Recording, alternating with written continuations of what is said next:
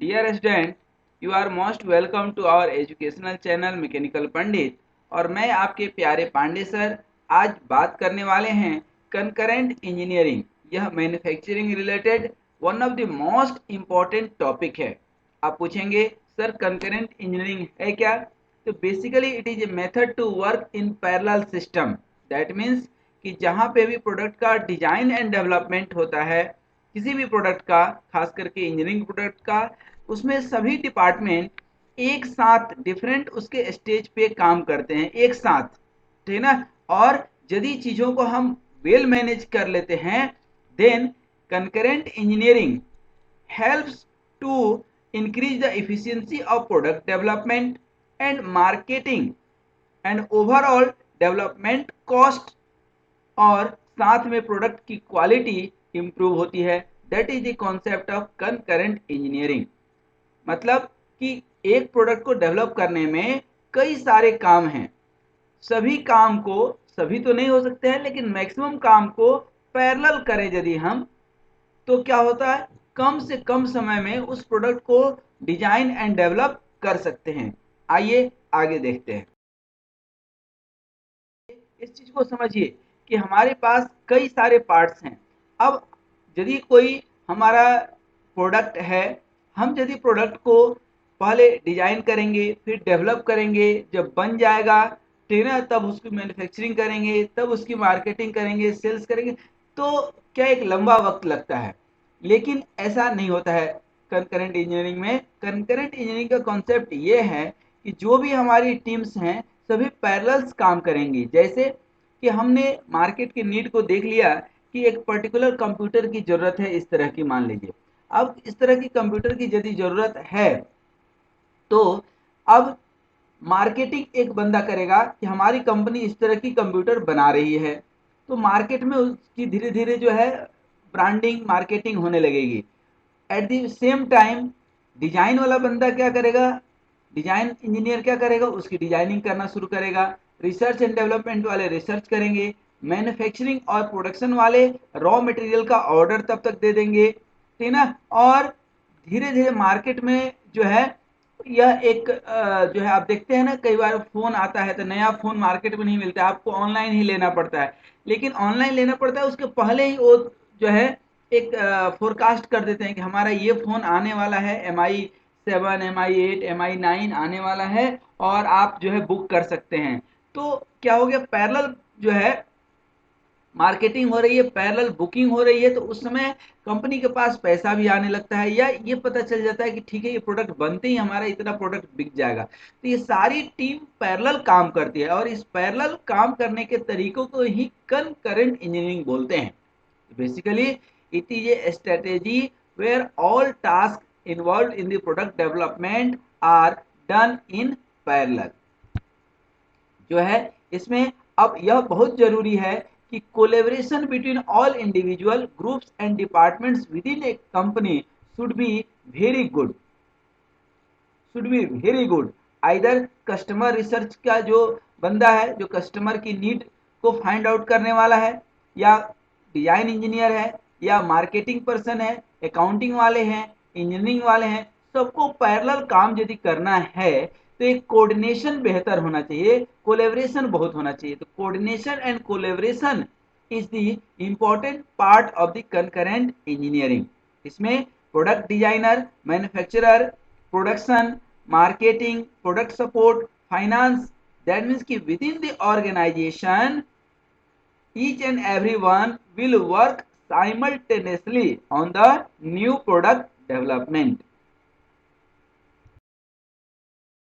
अब जो है आपको जस्ट यहाँ पे हमने दिखाया है कि कोई प्रोजेक्ट रिक्वायरमेंट है या प्रोजेक्ट की डिलीवरी करनी है, तो ग्राफिक वाला भी काम कर रहा है, पैकेजिंग वाला भी काम कर रहा है, इंडस्ट्रियल डिजाइन, डिजाइन इंजीनियर, सब साइमल्टेनियसली काम कर रहे हैं। जैसे कोई प्रोडक्ट हमें डेवलप करना है, प्रोडक्ट लॉन्च करना है, तो सबसे पहले तो हम आइडिया जनरेट करेंगे। तो ये पैरेलल सारे काम हो रहे हैं।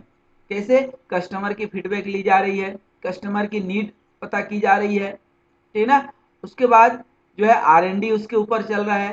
सप्लायर से रॉ मटेरियल भी हम जहाँ जहाँ पता चल गया कि अच्छा ये रॉ मटेरियल लगने वाला है, तो उसकी हम जो है ऑर्डर दे देते हैं, डील करने लगते हैं।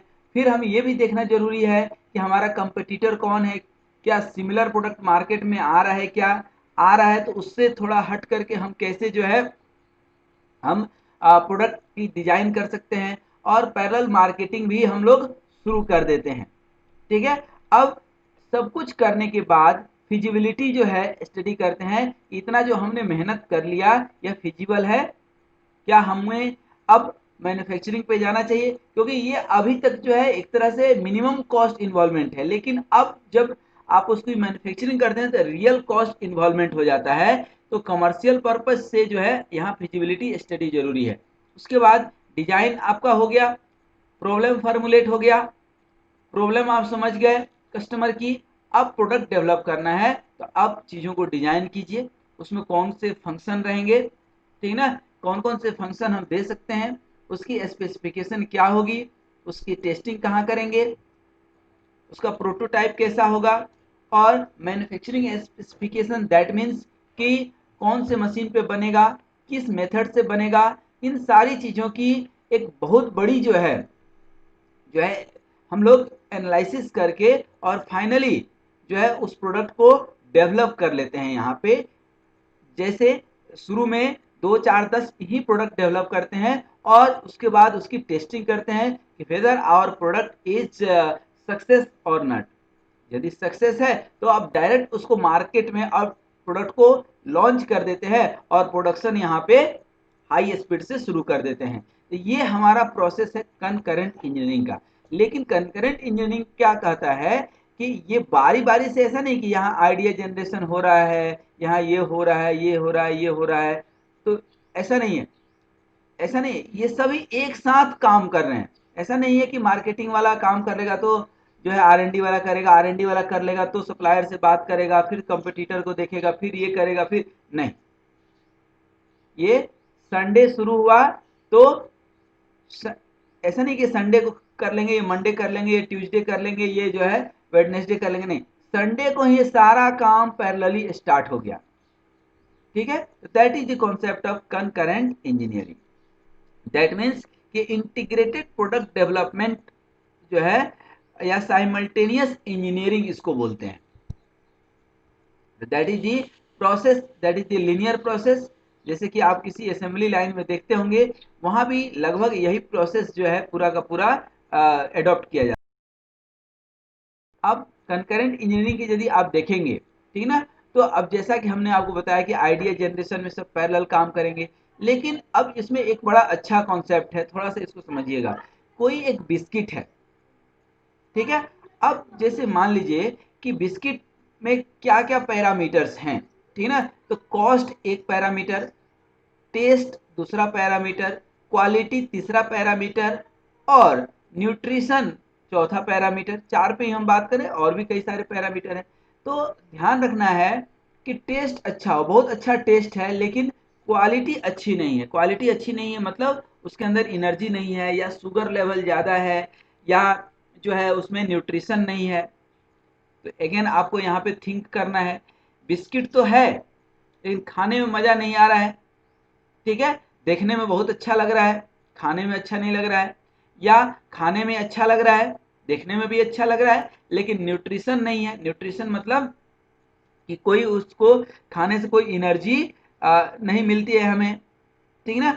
और यदि हाई न्यूट्रिशन दे दें, टेस्ट खराब कर दें, तो फिर बेकार है। कहने का मतलब है कि सब परसेप्चुअल मतलब म्यूचुअल आपको एक क्या बोल सकते हैं उसको, इंटीग्रेशन चाहिए जिसमें कि न्यूट्रिशन भी अच्छा हो, क्वालिटी भी अच्छा हो, टेस्ट भी अच्छा हो, कॉस्ट भी अच्छा हो। दैट मीन्स कि it is a overall one kind of optimization, ठीक है ना। This is the concept. अब यदि हम टेक्निक की बात करें तो टेक्निक में तीन टेक्निक फेमस है, परसेप्चुअल मैपिंग और बेंचमार्किंग, रिवर्स इंजीनियरिंग। तो ये परसेप्चुअल मैपिंग आपने अभी देखा इस बिस्किट के एग्जांपल पे। अब आइए हम बेंचमार्किंग और रिवर्स इंजीनियरिंग पे बात करें।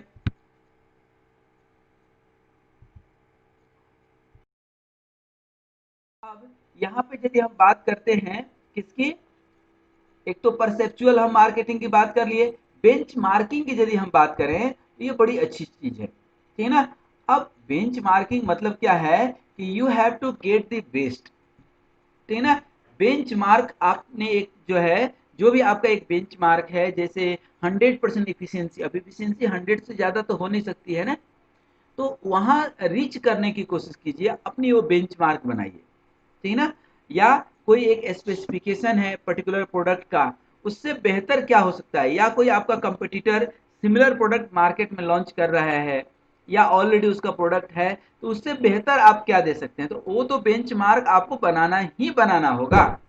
जैसे कोई बिस्किट 10 रुपए में मार्केट में बिकती है, अब आप कोई दूसरा बिस्किट लॉन्च करते हैं, तो उसकी कीमत 10 रुपए से ज्यादा होना ही नहीं चाहिए, पहला चीज। यदि 10 रुपए से ज्यादा है कीमत, तो अब आपको वहां पे क्या करना होगा, क्लैरिटी देना पड़ेगा कि ज्यादा कीमत है तो आखिर इसके अंदर ऐसा क्या खास है कि आप 10 रुपए से ज्यादा ले रहे हैं, तो that is the bench marking. उसी तरह से रिवर्स इंजीनियरिंग, दैट मीन्स कि dismantle and inspect competitors product, competitor का प्रोडक्ट, दैट मीन्स कि बिस्किट का एग्जांपल दिए तो खरीदिए, खाइए तल्लीनता के साथ, पानी पीजिए और एनालिसिस कीजिए अपने बिस्किट का कि हमने जो कंपटीटर का बिस्किट खाया, क्या हमारा बिस्किट उससे अच्छा है या नहीं, ठीक ना। तो रिवर्स इंजीनियरिंग कर सकते हैं, ठीक ना। उसके जो कोई प्रोडक्ट है या कोई आइटम्स हैं, उसके अंदर जो फीचर्स हैं, जैसे स्मार्टफोन है, उसका कोई फीचर है, तो आप यदि नया स्मार्टफोन बना रहे हैं तो आपके अंदर उसका फीचर्स ज़्यादा होना चाहिए। अब ज़्यादा होने का दो तरीका है, एक तो आपके अंदर उतनी क्रिएटिविटी हो, R&D हो, दूसरा तरीका ये होता है कि उसके ड्रॉबैक फाइंड आउट कर लीजिए अपने कंपटीटर का, that is basically reverse engineering. उसको डिसमेंटल करके और उसके हर एक फीचर्स को आप कैच कीजिए और अपने हिसाब से उसको डेवलप कीजिए, that is the concept of reverse engineering.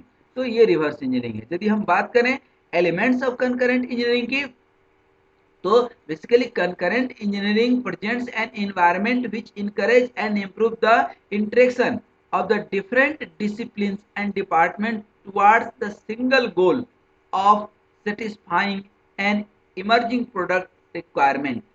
That means कि अब यहाँ पे यदि आप देखेंगे तो की जो हमने बताया एलिमेंट यहाँ पे कि benchmarking, research, reverse engineering and person, तीनों म्यूचुअली काम करते हैं। जो है फिजिबिलिटी स्टडी आपको करनी है, तो फिजिबिलिटी स्टडी करने का मतलब कि ये सारी तो अभी तक प्लानिंग कर रहे थे, अब ये जो आपने प्लानिंग किया, जो आपने सोचा, इसकी फिजिबिलिटी स्टडी करनी है। कैसे आप कर सकते हैं कि जो आपका प्रोडक्ट है बनाने जा रहे हैं, क्या उसकी डिमांड है, ठीक है ना, क्या उसकी कॉस्टिंग इस लेवल पे है कि डिजाइन, डेवलपमेंट, प्रोडक्शन और मार्केटिंग, इन सब का कॉस्ट निकालने के बाद हमें प्रॉफिट हो सके, ठीक है ना।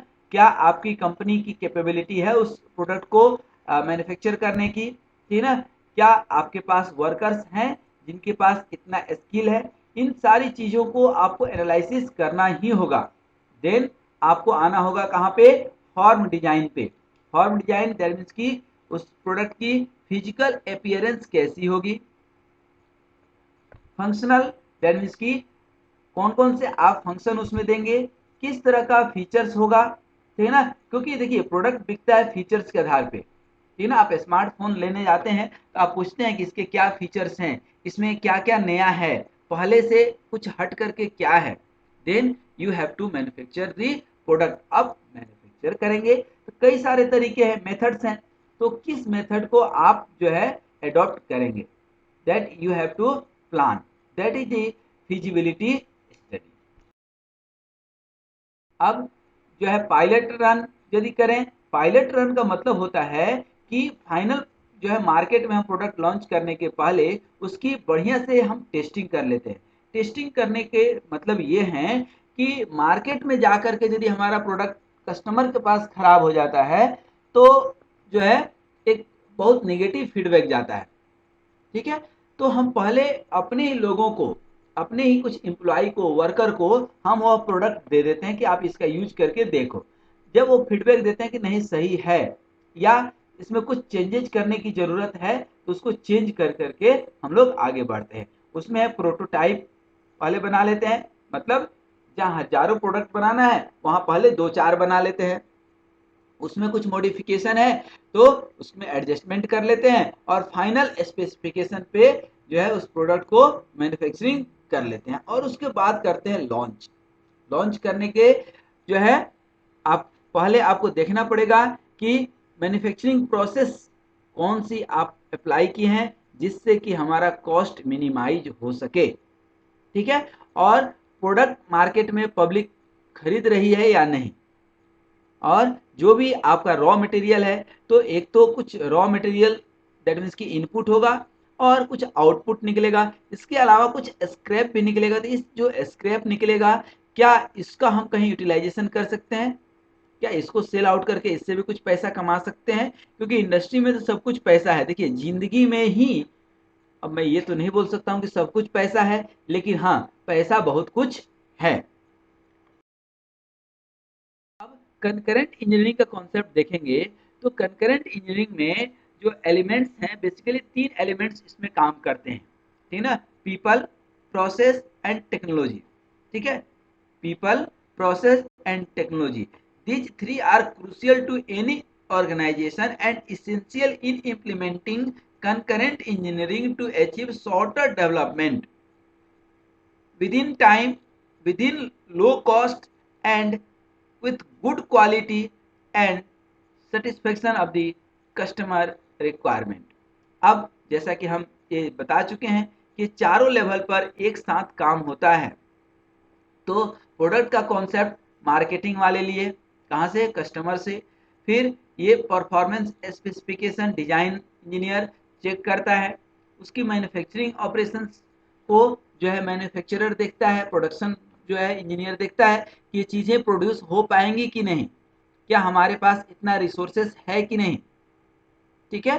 तो ये जो है पहले क्या होता था कि ट्रेडिशनल प्रोसेस जो है या लीनियर प्रोसेस जो होता था, इसमें क्या होता था कि पहले ये काम कर लेगा अपना, उसके बाद ये करेगा, ये जब कर लेगा तो ये करेगा, जब ये कर लेगा तब ये करेगा। अब ऐसा नहीं है, कंकरेंट इंजीनियरिंग मतलब टीम कोलेब्रेशन, ये चारों एक अक्रॉस द टेबल बैठे हैं और चारों एक साथ काम कर रहे हैं, तो काम क्या होता है हमारा, जल्दी होता है, ठीक है, पहला चीज। दूसरा चीज कि किसी की भी गलती तुरंत पकड़ में आ जाती है और एट द सेम टाइम उसका सॉल्यूशन भी मिल जाता है, ठीक है ना। तो that is the concept of concurrent engineering. तो मैं उम्मीद करूंगा कि इस आधे घंटे के वीडियो में आपको पूरा का पूरा कॉन्सेप्ट समझ में आ जाए कनकरेंट इंजीनियरिंग का, जो जिंदगी में शायद अब आप कभी नहीं भूलेंगे। कनकरेंट इंजीनियरिंग हम क्यों अप्लाई करें, ठीक है, कनकरेंट इंजीनियरिंग इसलिए अप्लाई आप कीजिए कि मार्केट में डेली कुछ ना कुछ चेंजेज आ रहे हैं, उस चेंजेज को पकड़ने के लिए, उस चेंज के हिसाब से आगे बढ़ने के लिए, pace of the market, market के हिसाब से आगे बढ़ने के लिए, प्रोडक्टिव होने के लिए आपको क्या करना होगा, कंकरेंट इंजीनियरिंग को अप्लाई करना पड़ेगा।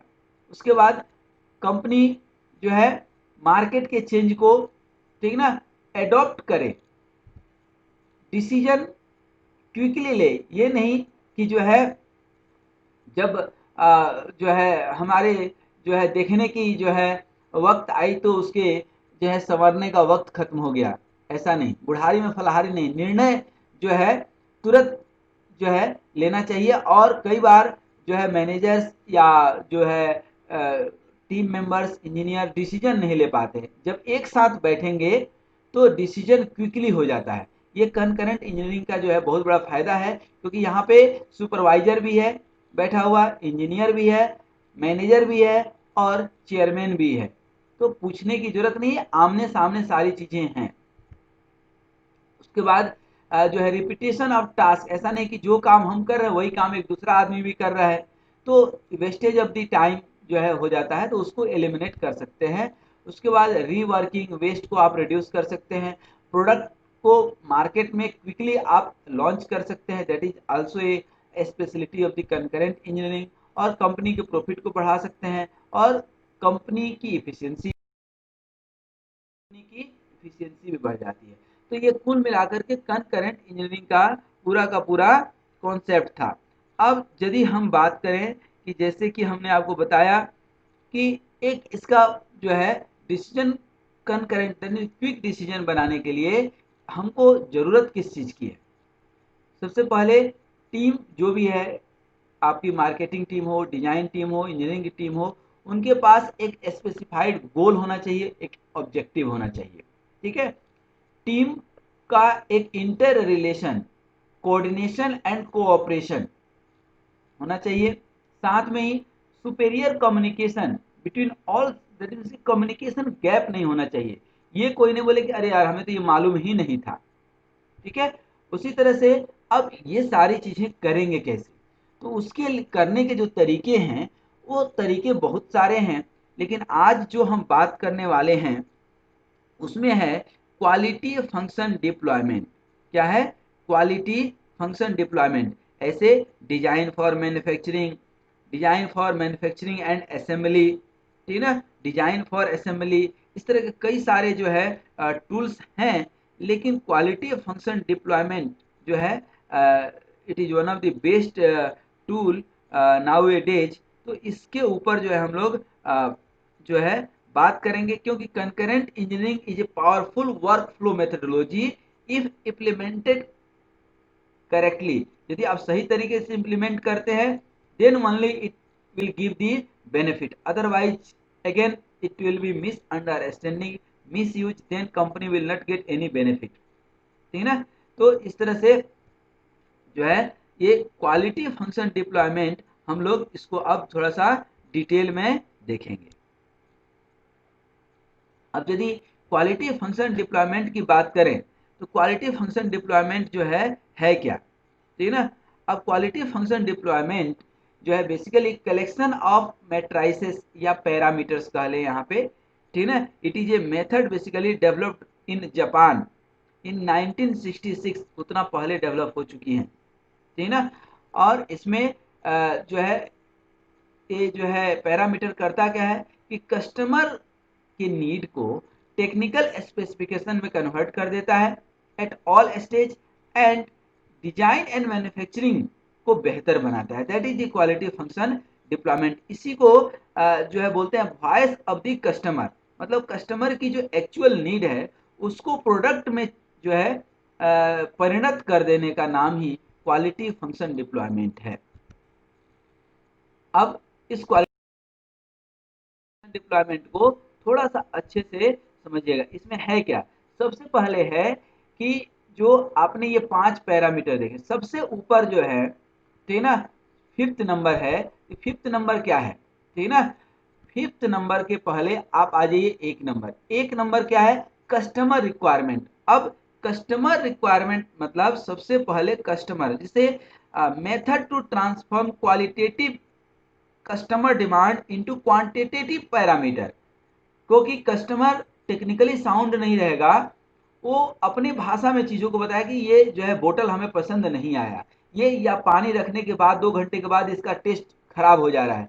तो अब आपको उसको क्वांटिटिवली मतलब एक न्यूमेरिक वैल्यू में मशीन के लैंग्वेज में समझाना पड़ेगा, क्योंकि मैन्युफैक्चरिंग में जा करके आपको उसको इम्प्रूव करना है, ठीक ना। उसके बाद कंपेरेटिव प्रोडक्ट इवेल्युएशन। अब यदि इसमें 2 घंटे में यदि पानी खराब हो जाता है तो मार्केट में इस तरह के बहुत सारे बोतल होंगे, तो क्या सबके पानी खराब हो जाते हैं, ये आपको सोचना है। उसके बाद इंजीनियरिंग कैरेक्टरिस्टिक्स के ऊपर ध्यान देना है कि ऐसा कौन सा इंजीनियरिंग कैरेक्टरिस्टिक्स है, टेक्निकल पैरामीटर है, जिसको हम ठीक कर दें तो ये प्रॉब्लम हमारा कस्टमर का खत्म हो जाए।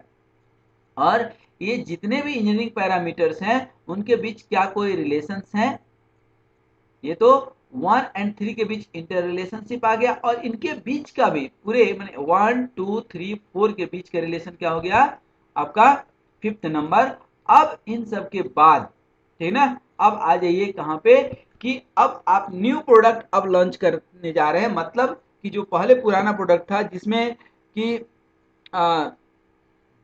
कोई परेशानी आ गई तो अब उसको आप सही से कर सकते हैं, इम्प्रूवमेंट करने जा रहे हैं। That is the quality function deployment, और इस जो डायग्राम आपने देख रहे हैं इसको हम लोग बोलते हैं house of the quality, house of the quality, ठीक है ना। तो इसमें जो है कई सारे कॉन्सेप्ट हैं और इन सभी कॉन्सेप्ट्स को हम लोग जो है अभी पढ़ेंगे, क्योंकि इससे क्वालिटी कंट्रोल और क्वालिटी एश्योरेंस दोनों का जो है ये जो है बहुत अच्छा एक वो है, जरिया है आप बोल सकते हैं। It is the way to to catch up the voice of the customer and inculcate it into the manufacturing। अब बहुत सारे पैरामीटर हैं, जैसे ये पानी का बोतल है, ठीक है ना। तो अब क्या होता है कि जैसा कि यहाँ हमने लिखा भी है कि strength of the inter relation between, मतलब कि यदि दोस्ती है, दोस्ती मतलब कि बहुत सारे जो पैरामीटर हैं, ठीक है, उन पैरामीटर के बीच का आपस का एसोसिएशन कितना है, आपस की दोस्ती कितना स्ट्रांग है। तो जैसे एट्रीब्यूट्स आप देखिए, ठीक है ना। अब यदि किसी बोतल है, पानी बोतल की बात करें, तो सेंसिटिविटी टू वाटर लेवल, मतलब कि वाटर तो इसमें जो है खराब कितने देर में हो जाता है, ठीक है ना। बोतल कितना ड्यूरेबल है, 2 साल चलता है, 1 साल चलता है, ठीक है ना। ऐसा तो नहीं कि कुछ बोतल आप देखते हो कि जो है मुलायम होता है, कुछ बहुत हार्ड होता है, ठीक है ना, कुछ इनएक्सपेंसिव होता है, कुछ छोटा होता है, कुछ देखने में अच्छा लगता है, उसकी क्वालिटी खराब हो रही है लेकिन देखने में बहुत अच्छा लगता है, तो बच्चे वही खरीदते हैं, ठीक है ना। अब जो है लुक्स गुड, अब देखने में अच्छा लगता है, लेकिन इसका कॉम्प्लेक्सिटी ऑफ द डिजाइन से क्या मतलब है, कोई मतलब नहीं है। एनर्जी से क्या मतलब है, कोई मतलब नहीं है। लेकिन मटेरियल फॉर केसिंग, मटेरियल से एसोसिएशन है, प्लस मतलब एसोसिएशन है, ठीक है ना, पॉजिटिव कोरिलेशन है, इससे जो है ये संबंधित है। मतलब मटेरियल के ऊपर डिपेंड करेगा कि बोतल देखने में अच्छा लगेगा कि खराब लगेगा, ठीक है। जहां माइनस है वहां पे निगेटिव कोरिलेशन, मतलब इससे इसका कोई मतलब नहीं है, ठीक है। उसी तरह से और भी कस्टमर की जो नीड है, एक तरफ हम कस्टमर की नीड देखते हैं, दूसरी तरफ जो उसकी टेक्निकल पैरामीटर्स हैं, ठीक है ना, और जो प्रोडक्ट की क्वालिटी स्पेसिफिकेशन, दैट मीन्स की एट्रीब्यूट्स जिसको बोलते हैं उसको। अब इन सब के बीच में प्रायोरिटी चेक करते हैं, ठीक है ना। प्रायोरिटी कैसे चेक करते हैं, इसके कई सारे मेथड हैं, कई सारे सॉफ्टवेयर हैं। अभी हम उन चीज़ों पे फोकस नहीं करने जा रहे हैं, बट एक आपको कॉन्सेप्ट बता रहे हैं कि एट्रीब्यूट चेक करना बहुत ज़रूरी है, ठीक है ना। इसलिए भी ज़रूरी है कि जो है हो सकता है कि भाई पानी का बोतल दूसरे वाला कंपनी का 10 रुपये में मिल रहा है, आप जो है 10 रुपया में दे रहे हैं, लेकिन आपकी पानी खराब नहीं होती है, उसकी पानी खराब हो जाती है, लेकिन हो सकता है कि आपसे उसका साइज बड़ा हो, तो कहीं ना कहीं पैरामीटर को कंप्रोमाइज करना पड़ेगा।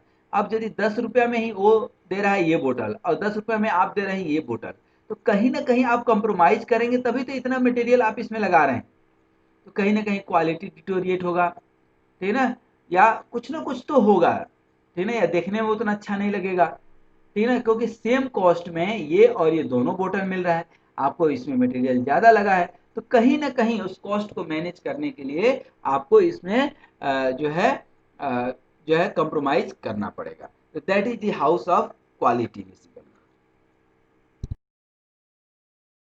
अब ये इंटर रिलेशन ही फाइंड आउट करने का कि कौन सी जो है पैरामीटर्स एक दूसरे से कितना है इंटर, जैसे कॉम्प्लेक्सिटी ऑफ सर्किट।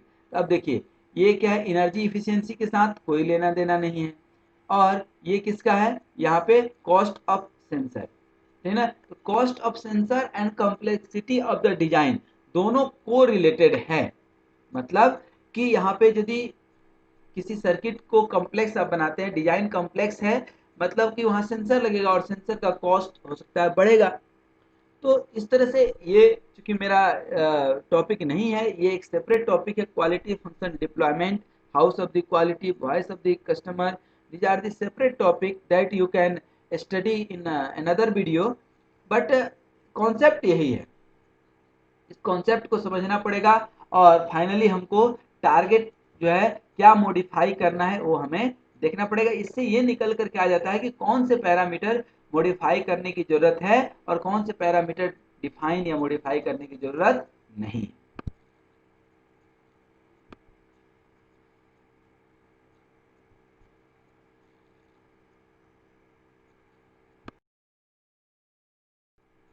जो है डिफरेंट रोल्स की यदि बात करें तो आज की डेट में कंकरेंट इंजीनियरिंग जहाँ भी आप देखेंगे वहाँ पे कंप्यूटर एडेड डिजाइन और मैन्युफैक्चरिंग की जरूरत पड़ती है कैड कैम की। तो आखिर कैड कैम किस तरह से रोल प्ले करता है कंकरेंट इंजीनियरिंग में, तो अब हम सब कुछ बता चुके हैं, लेकिन फिर भी देख लीजिए कि जो भी आप मॉडल बनाएंगे या पार्ट बनाएंगे तो कहाँ बनाएंगे, उसकी ज्योमेट्री तैयार करेंगे कंप्यूटर एडेड ड्राफ्टिंग या ड्राइंग सॉफ्टवेयर पे, और फिर उसको डिजाइन करते हैं आप और उसको कैम कंप्यूटर एडेड मैन्युफैक्चरिंग से इंटरलिंक कर देते हैं। ठीक है ना। आप जिस तरह का इमेज चाहते हैं, कलर एनालिसिस, ठीक है ना, ये आप कर सकते हैं साइमल्टेनियसली। आप उसको सिमुलेट करके चेक कर सकते हैं, डिजाइन फिजिबिलिटी स्टडी कर सकते हैं, ठीक है ना। और जो है कंप्यूटर एडेड इंजीनियरिंग की जितनी भी जो है एट्रीब्यूट्स हैं उन सबको आप जो है उसके फंक्शन को टेस्ट कर सकते हैं, टेक्सचर डिफाइन कर सकते हैं, लाइटिंग इफेक्ट आप कर सकते हैं, फोटो इलेक्ट्रिक इफेक्ट आप देख सकते हैं, ठीक है ना। और अल्टीमेटली उसकी प्रिंट भी आप निकाल सकते हैं, ठीक है ना। तो these are the concept and these are the importance of CAD CAM in concurrent engineering. उसी तरह से यहाँ पे आप देखिए एडवांटेज क्या है कैड का, तो एडवांटेज ही एडवांटेज है, ठीक है ना। अब इतनी एडवांटेज है कि जो है दो चार मैं लिख दिया हूँ, ठीक ना, but there is too much advantage of CAD CAM in concurrent engineering.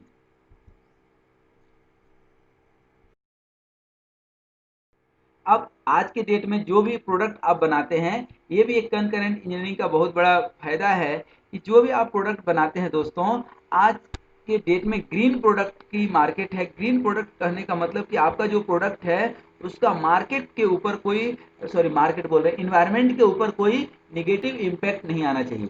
इसीलिए ग्रीन मैन्युफैक्चरिंग के ऊपर हम लोग जोर देते हैं। और कंकरेंट इंजीनियरिंग इज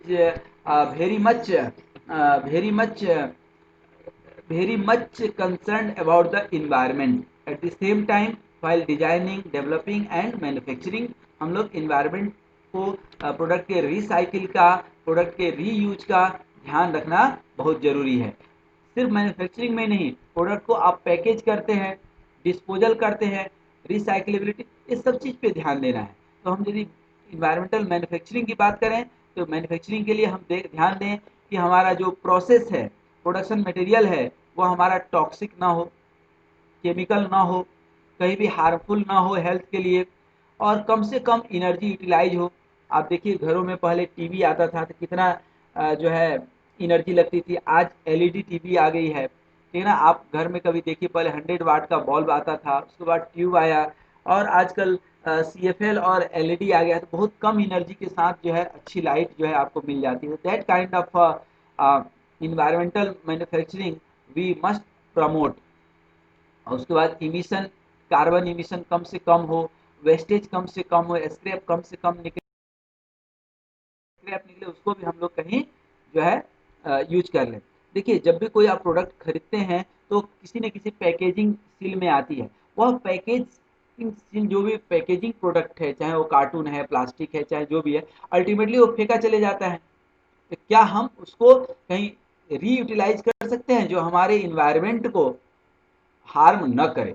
आपको मालूम होना चाहिए कि इस देश में गाय को हम लोग माता तो कहते हैं, लेकिन गायों की सबसे ज्यादा मौत पॉलीथीन खाने से होती है दोस्तों।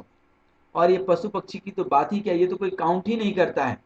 इन पशु पक्षियों की जो है ज्यादातर मौतें हमारे वजह से होती है कि हम लोग कभी टॉफी खाकर कहीं रैपर फेंक दिए और रैपर कोई चिड़िया खा गई, उसके कंठ में जाकर के वो फंस जाता है, और अल्टीमेटली जो है हम लोग कोल्ड ड्रिंक पिए और उसकी बोतल कहाँ फेंक दिए, बीच के किनारे फेंक दिए, कहीं फेंक दिया, और उसको कोई जो है खा गया पशु पक्षी, तो अल्टीमेटली वो जो है बहुत हार्मफुल हो जाता है, ठीक है ना। तो हम कोशिश करें कि जो पैकेजिंग मटेरियल है उसका कम से कम यूज करें, जो हम यूज कर रहे हैं उसका री यूज कर सकें हम, ठीक है ना, रिसाइकिल कर सकें, उसका कोई इन्वायरमेंटल इम्पैक्ट ना हो, बायोडिग्रेडेबल हो, दैट मीन्स कि उसको कहीं खेत में फेंक दे या कोई चिड़िया खा जाए तो उसका कोई नुकसान ना हो, ठीक है ना। Design for disposal and recycling of the product is very much required.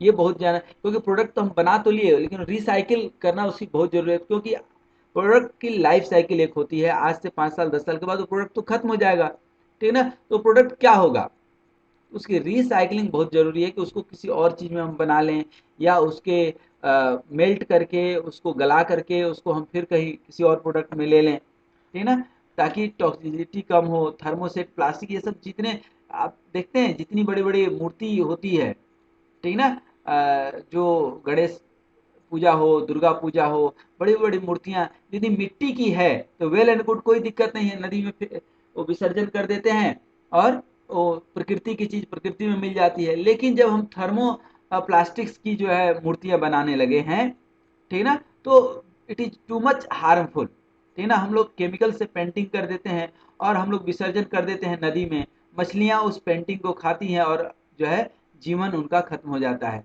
तो that kind of things we must avoid at all level, not only at the level of the company. क्योंकि अब यहाँ पे कंपनी की इसलिए बात कर रहे हैं कि company industry related concurrent engineering हम लोग पढ़ रहे हैं, तो वहाँ पे बात करना लाजमी है, ठीक है ना। लेकिन ये ध्यान रखिए कि जो है हमें सिर्फ कंपनी में नहीं, कंपनी के बाहर जो है जो है ध्यान देना जरूरी है, ठीक है।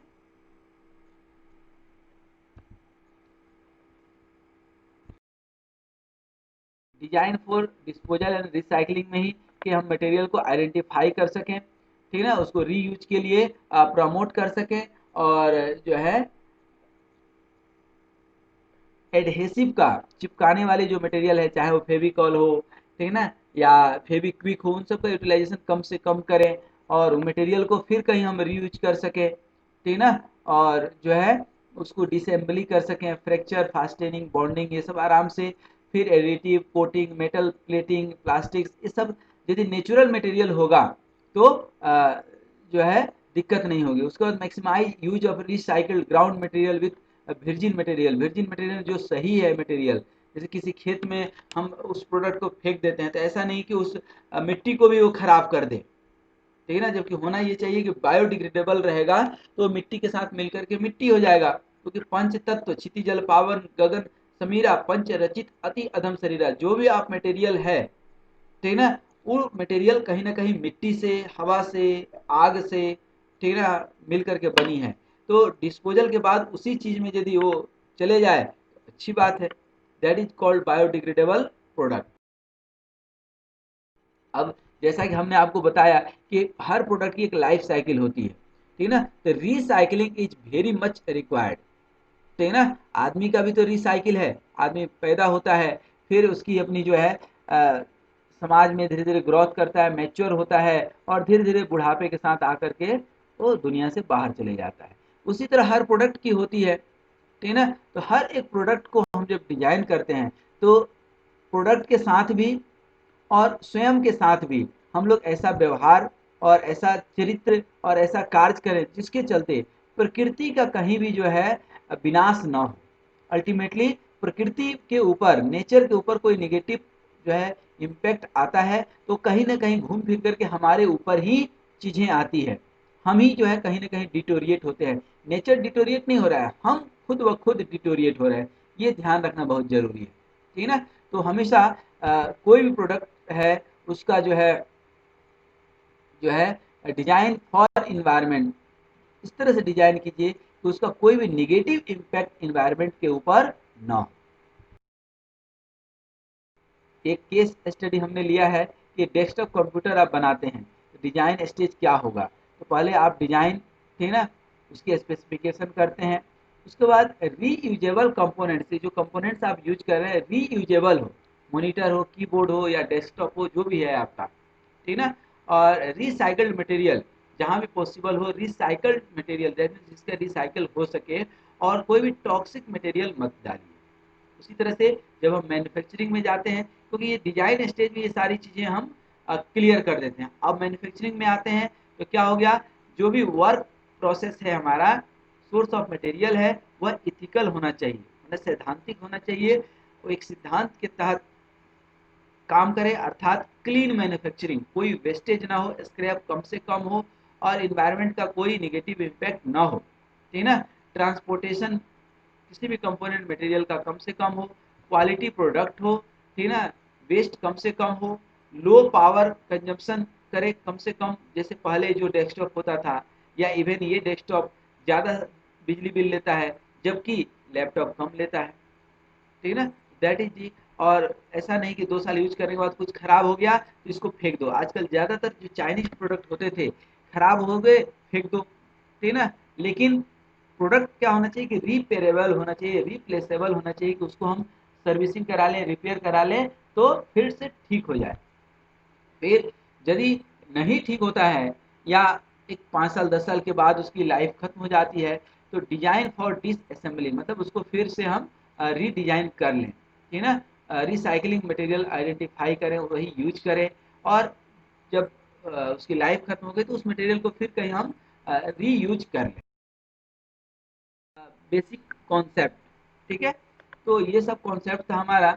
अब हम बात करें कि जो हमारा कंकरेंट इंजीनियरिंग में कि कोई भी प्रोडक्ट हम बनाते हैं तो उसकी टेस्टिंग की जो है क्या रोल है, ठीक है ना।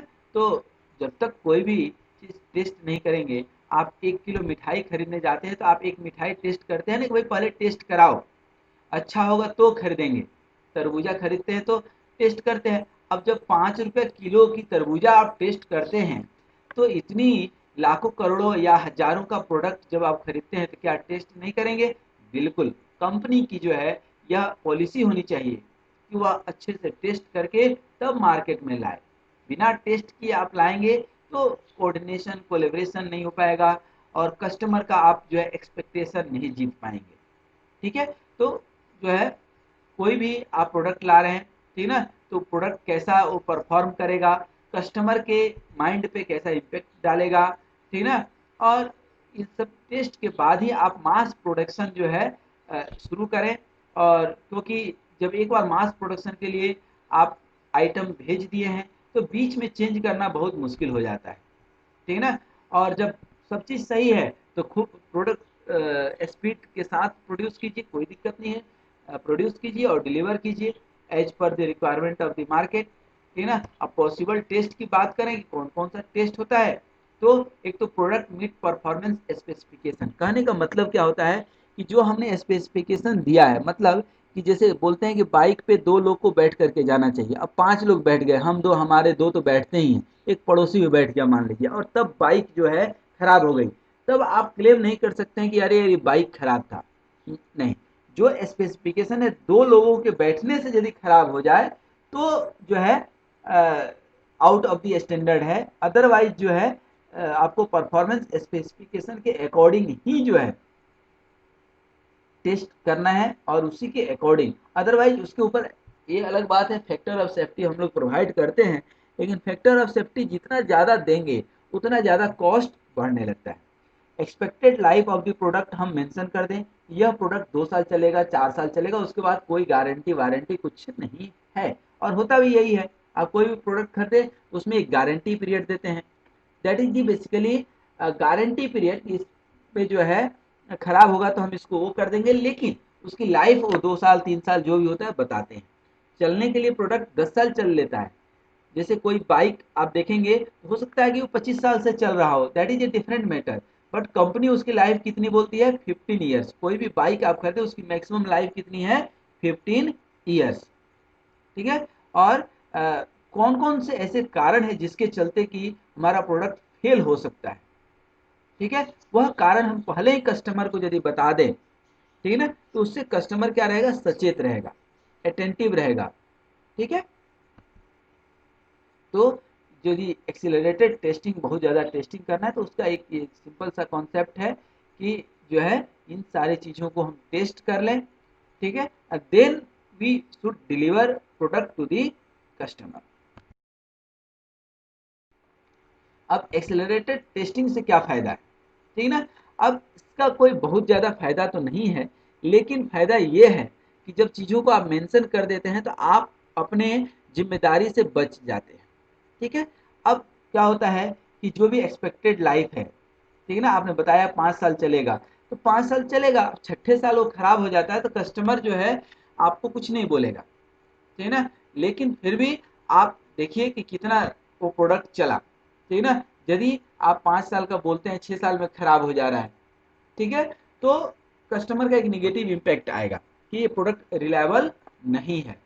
यदि आप 5 साल बताते हैं 10 साल गया तो कस्टमर खुश हो जाएगा, ठीक है ना।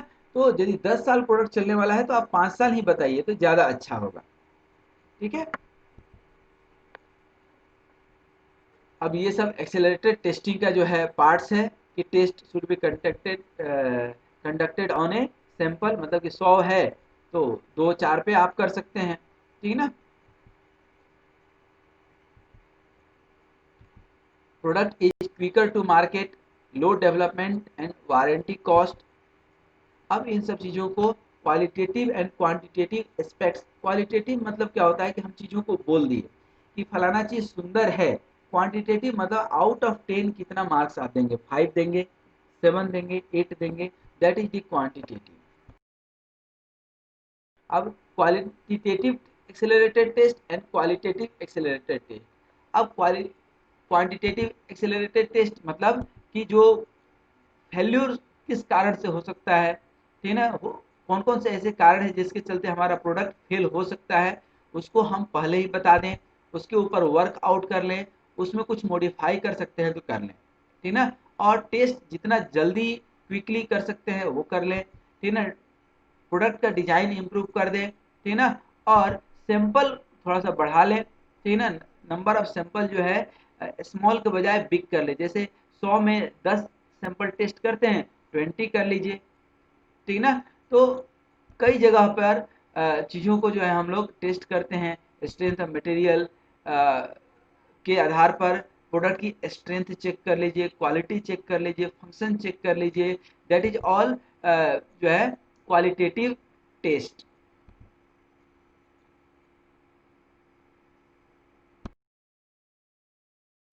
क्वांटिटेटिव टेस्ट की बात करें तो ये बेसिकली क्वांटिटी, ठीक है ना, दैट मीन्स की नंबर ऑफ प्रोडक्ट प्रोड्यूस्ड, चीज़ों को आप एक आउट ऑफ 10 या आउट ऑफ 100 परसेंटेज के टर्म में, जैसे 10%, 20%, 30%, इस तरह से जो है आप एक मार्किंग कर देते हैं कि आप 5 साल में ये 10% डिटोरिएट हो जाएगा, या 5 साल में 50% ये खराब हो जाएगा, बाद बाकी 50% सही रहेगा, ठीक है।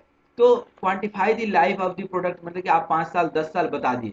अब कोई बोलता है कि ये प्रोडक्ट ले जाओ बहुत दिन चलेगा, अरे बहुत दिन मतलब क्या, 5 साल 10 साल आप क्वांटिफाई तो कीजिए उसको, that is the quantitative test.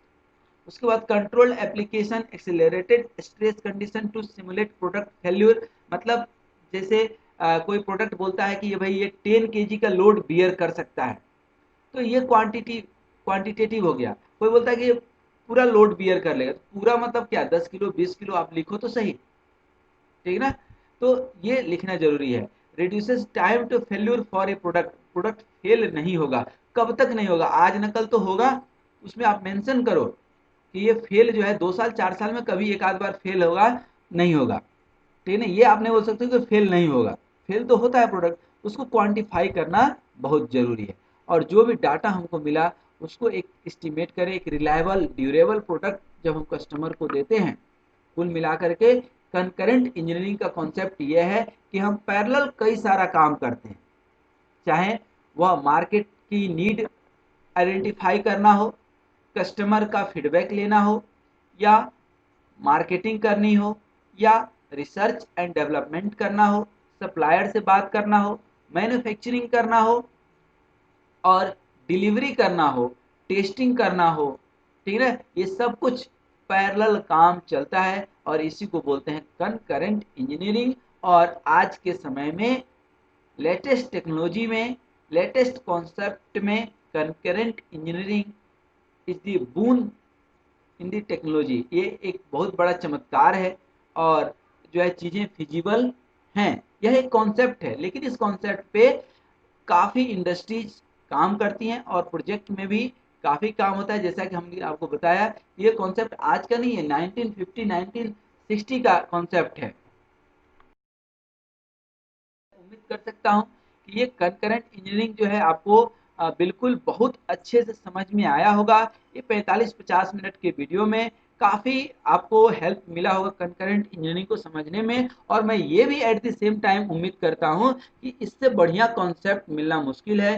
इसलिए इस कॉन्सेप्ट को आप अच्छे से याद रखिए, अपने दोस्तों के साथ जरूर शेयर कीजिए इन वीडियोज को, और इसके प्लेलिस्ट में जाएंगे तो इससे रिलेटेड काफ़ी सारे आपको वीडियो मिल जाएंगे। साथ में जैसा कि हमने आपको बताया voice of the customer, QFD quality function deployment, इसको और डिटेल में समझने के लिए हमारी सेपरेट वीडियो है इस प्लेलिस्ट में, तो आप वहां जा करके देख सकते हैं। और लास्ट बट नॉट लिस्ट, आप इन वीडियोज को देखते रहिए, अपने ज्ञान का जो है, अपने नॉलेज का वर्धन संवर्धन करते रहिए, स्वस्थ रहिए, मस्त रहिए, मुस्कुराते रहिए। बहुत बहुत धन्यवाद।